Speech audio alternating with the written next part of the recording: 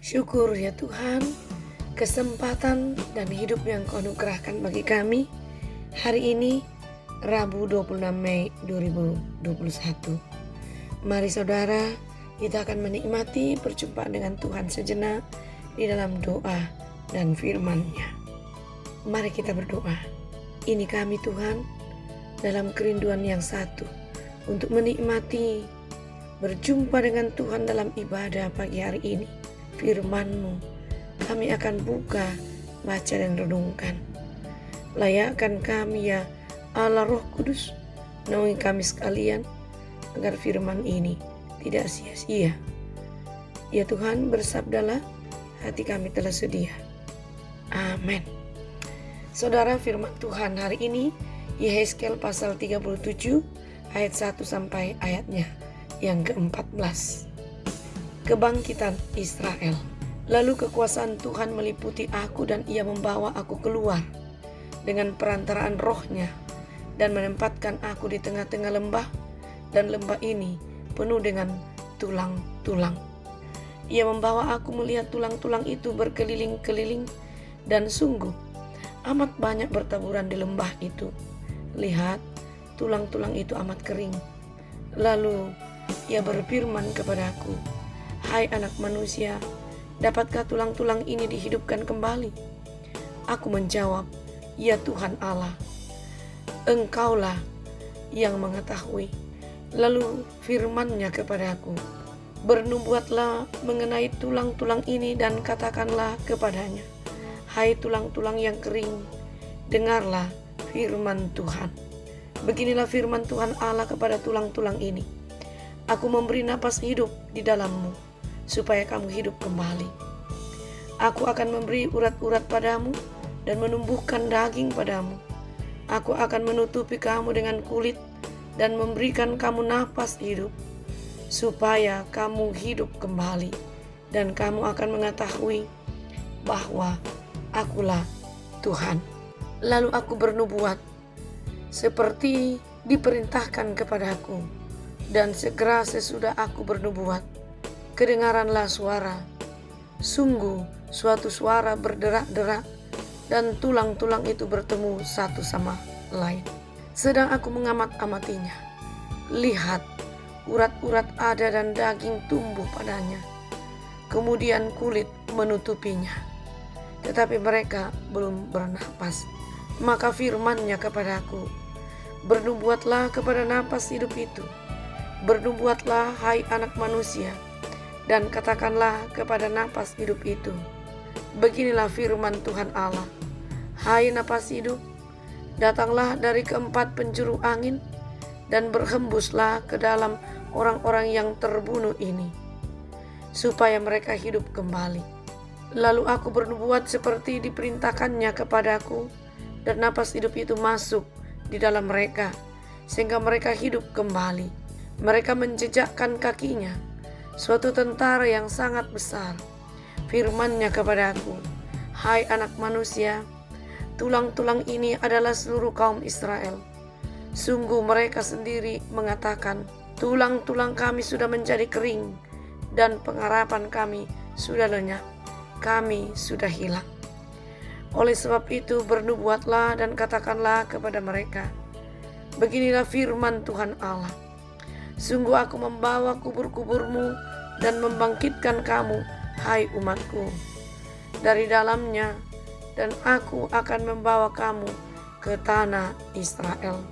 Dan kamu akan mengetahui bahwa Akulah Tuhan pada saat aku membuka kubur-kuburmu dan membangkitkan kamu, hai umatku, dari dalamnya. Aku akan memberikan Roh-Ku ke dalammu, sehingga kamu hidup kembali, dan aku akan membiarkan kami tinggal di tanahmu. Dan kamu akan mengetahui bahwa Aku Tuhan. Ia mengatakannya dan membuatnya, demikianlah firman Tuhan." Saudara, sampai demikian firman Allah yang diperkenankan bagi kita membaca, mendengar, untuk kita pegang hari ini setelah kita renungkan menjadi kekuatan kehidupan kita dalam beraktivitas dan melakukan banyak perkara. Saudara, firman Tuhan menyapa saya dan Anda hari ini dengan satu tema, kuasa anugerah Tuhan yang memulihkan. Kuasa anugerah Tuhan yang memulihkan. Kata dosa sudah terlalu sering kita dengar, sehingga terkadang kita tidak lagi menyadari daya dan dampak penghancurannya dari kuasa dosa itu.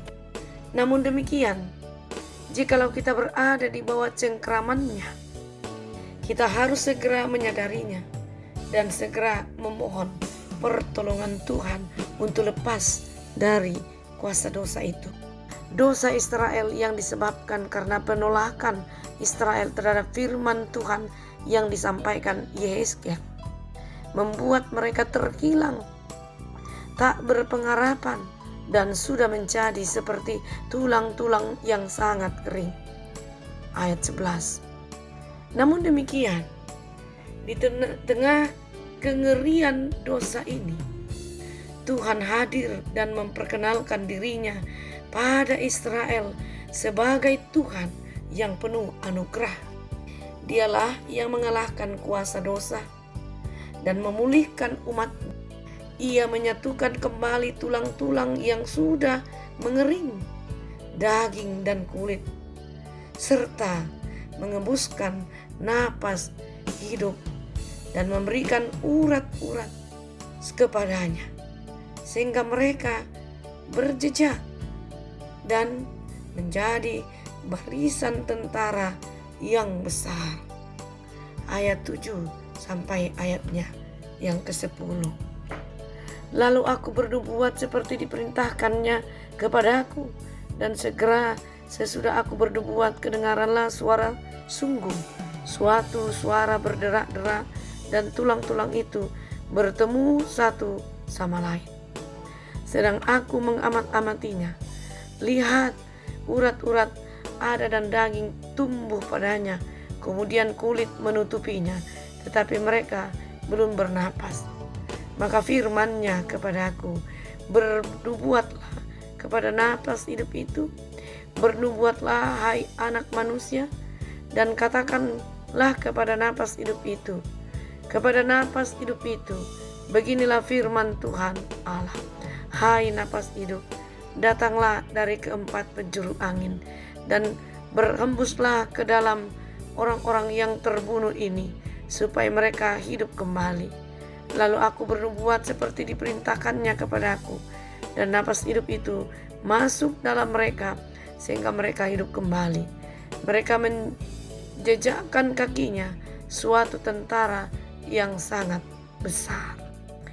Saudara, firman Tuhan hari ini mau mengingatkan kita bagaimana Ia sungguh-sungguh berperkara dalam kehidupan kita. Ia membuka kubur-kubur Israel, membangkitkan serta membawa mereka keluar dari tanah pembuangan untuk masuk kembali ke tanah perjanjian. Ayat 12 dan 13. Dialah sumber kehidupan Israel yang memberikan semangat dan pengharapan bagi umatnya yang tak berdaya oleh kuasa dosa. Ayat 14. Nah, inilah gambaran dari kuasa anugerah Tuhan yang mampu mengalahkan dosa dan memulihkan seluruh kondisi umatnya. Ya, ujung tombak dari kuasa anugerah ini terletak di dalam firman-Nya yang penuh kuasa. Melalui firman Tuhan, maka tulang-tulang yang kering itu dibangkitkan. Israel yang telah patah semangat beroleh penghiburan, dan mereka yang telah hancur karena dosa dipulihkan kembali. Firman Tuhan memegang peranan penting bagi kehidupan setiap orang percaya. Betapa pentingnya, sehingga ia kembali mengingatkan dirinya terhadap waktu yang mulai menuju ke senja. Tuhan, sadarkanlah para orang tua kami untuk menjunjung tinggi kedisiplinan, sehingga semua boleh terjamin di dalam melakukan interaksi di masa pandemi COVID yang masih merebak. Ya Tuhan, terima kasih Engkau berperkara dalam kehidupan kami, termasuk anak-anak kami, semua anggota keluarga. Kami percaya itu tidak ada yang sia-sia. Saudara, Tuhan menjamin kita melalui firman-Nya, dan karena itu Ia akan memakai juga waktu selama di sini untuk memanage bagaimana Ia melayani Tuhan lewat majelis pendamping, dan terlebih khusus sebagai kekuatan dalam menjalani kehidupan. Kita butuh support, dan anak-anak kita juga telah melakukan itu dalam ketaatannya terhadap protokol kesehatan. Biarlah Tuhan yang menyempurnakan perenungan firman ini. Terpujilah Dia. Amin. Terima kasih Tuhan, kami telah berhenti merenungkan firman-Mu. Kami percaya tidak ada yang sia-sia. Kuasa kasih Tuhan menyertai kami. Nama-Mu kami muliakan. Juga dalam rencana-rencana kami ke depan, terkait dengan kerinduan kami sebagai orang tua, siapapun kita tentu merindukan kebahagiaan bagi anak-anaknya. Ketika mereka telah matang, mereka rindu untuk memperlihatkan kuasa Tuhan di dalam keberadaan hidup melalui pernikahan ini. Oh Tuhan, kami berdoa untuk para orang tua kami. Kau berkati mereka dalam menjalani kehidupan yang masih Tuhan anugerahkan. Ada kekuatan baru, ada sukacita di hati mereka. Kami berdoa untuk mereka berulang tahun. Engkau sempurnakanlah itu, rasa kebahagiaan itu, sehingga mereka boleh melakukan perjalanan. Begitu pula, ya Tuhan, kami teringat bagi seluruh aktivitas dan rencana kami hari ini. Kami bawa di dalam tangan kasih Tuhan. Kami percaya Tuhan selalu bersama-sama dengan kami. Di dalam nama Tuhan Yesus, kami mohon. Amin.